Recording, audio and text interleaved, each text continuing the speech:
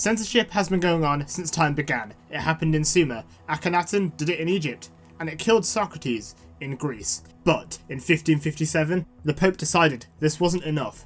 He established the Index Librorum Prohibitum to try and stop all dangerous ideas from getting out. Here's how it failed. Censorship wasn't really much of a thing before the 1550s. Before this, books were handwritten, painstakingly created, and so finding one book in one guy's library and burning it was easy. What are you going to do, spend years writing another one by hand? This worked until some guy, Johannes Gutenberg, found a way to print multiple copies of the same book, quickly and cheaply.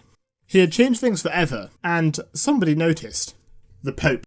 In 1550, the Pope calls a council of all these Catholic bishops to discuss stuff unrelated to printing. And at the end of it, he says, printing's really good, because you could let the gospel reach more people. This was the stance until Martin Luther. At this point, Martin Luther is just a random monk. He goes to Rome, he sees a lot of problems in the church. People not knowing proper Latin, people not being good priests, and some guys selling indulgences, which is like a get out of jail free card. And they're selling indulgences to build a new cathedral, what would later be called St. Peter's Basilica, with gold and massive domes and everything else. He thinks it's stupid. Why are you building a new cathedral with our money? Shouldn't you be spending that on actually more Christian stuff like teaching the Bible, more outreach, not just vanity projects? He starts thinking a little more. Why should we listen to the Pope? Why does he have the power to make you spend less time in hell or purgatory? There's a lot that goes on after this, but the main idea of why do we need an institution caused a lot of problems. This led people to riot in Germany, France, and Switzerland. They were pissed at paying money to the church, and the church not actually doing a good job. And with the new printing press, a lot of people start to have their own ideas of how to fix the church. The Pope is really pissed at this. You are the leader of the Christianity. You hear this guy preach some stuff, it leads to violence, and it leads to division and death. And also, this is false doctrine. In the Bible, this will lead souls to hell. Clearly, this is a problem. And clearly, you don't want people to go to eternal torment.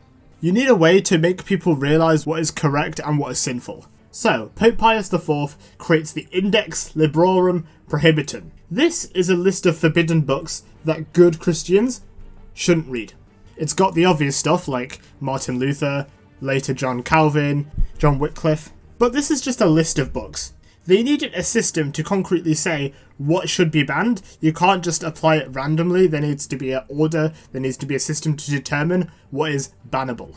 They've made some rules. Anything that we've said before the index that is illegal, heretical, or immoral is still banned. Everything by Martin Luther, everything by Calvin, everything by Zwingli, and everything by E.L. James. You can't have books containing lascivious or obscene material. Also stuff on divination, fortune-telling, magic, etc. But then they need a way to stop the printing itself. So, they made some rules. All books need to be approved by the local bishop or the local diocese or the local whatever before printing. And it also gave the church the explicit power to inspect booksellers and printers for any obscene and heretical material. And booksellers need to maintain a list of what they've bought and what they've sold to people. If you don't follow these rules, you are excommunicated, meaning in those times you are going to hell, full stop. And that's a pretty big motivation for people not to do this stuff. But if you're someone like Luther or John Calvin who doesn't really care what the Pope thinks, they can send in the medieval SWAT team.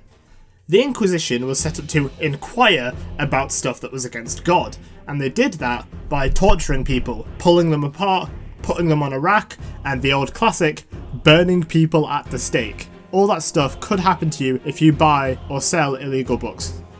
There's a problem though, because this only really works in Catholic countries. Even then, there's places that the Catholics can't control where all the best stuff is published, like Amsterdam, Britain, and Germany. All not Catholic countries. Even then, having a list of books you're super definitely not supposed to read makes people want to read them. So instead of banning books altogether, the priests in Rome and also bishops in other places decided they need to expurgate books, which is basically redacting certain parts of it so you can still read the book with the really bad stuff removed. That leads to the question, did the index really make a difference? Yes, but not in its original goal. At this point, it's pretty obvious you can't stop people writing and printing illegal stuff. People are always going to get around it. It made the church really defensive. See, most people, when Luther started saying, why should we listen to the Pope? Do we really need priests and bishops? They don't do a good job. Agreed with him. The Pope isn't the most upstanding. Why do we need to pay money for St. Peter's Basilica? It's ridiculous. They have some valid points, so we should open a dialogue with them, and we should change some of our practices because clearly they're bad. But there's a problem. There's a new Pope. Paul IV became Pope in 1553, and he hated Luther and anyone that criticised the church. He said, if my own father was a heretic, I would gather the wood to burn him. People that advocated compromising got thrown in jail. With the Index, the Pope drew a line. This is what you should read. This is what you should believe, and everything else is wrong. No compromises. They can publish whatever they want in other countries, but here, good Christians will be protected from sin and heresy. This attitude stuck around a long time. The next time the church had a proper meeting, 300 years later, the main thing they decided in that meeting is, yeah, the Pope is right, we shouldn't criticise the Pope, we do need priests, and we're not translating the Bible so people can read it properly. And the Blacklist stays.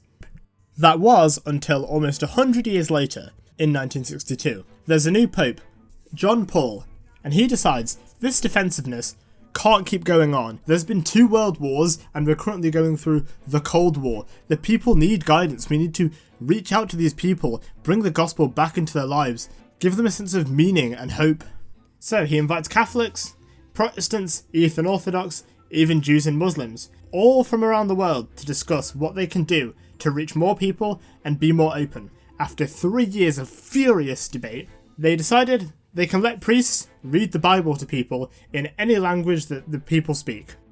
And right at the end, the Pope said, look, we aren't making any more lists of banned books. We've got radio, TV, soon we're going to get YouTube. We can't keep up with it. We trust the good Catholics to make their own decisions on what you can read and write. So in the end, the Pope's blacklist failed to achieve its intended goals. The printing press made it impossible to control the spread of knowledge and the spread of books. Censorship never works, and whatever justifications they use basically make no sense. But they tried.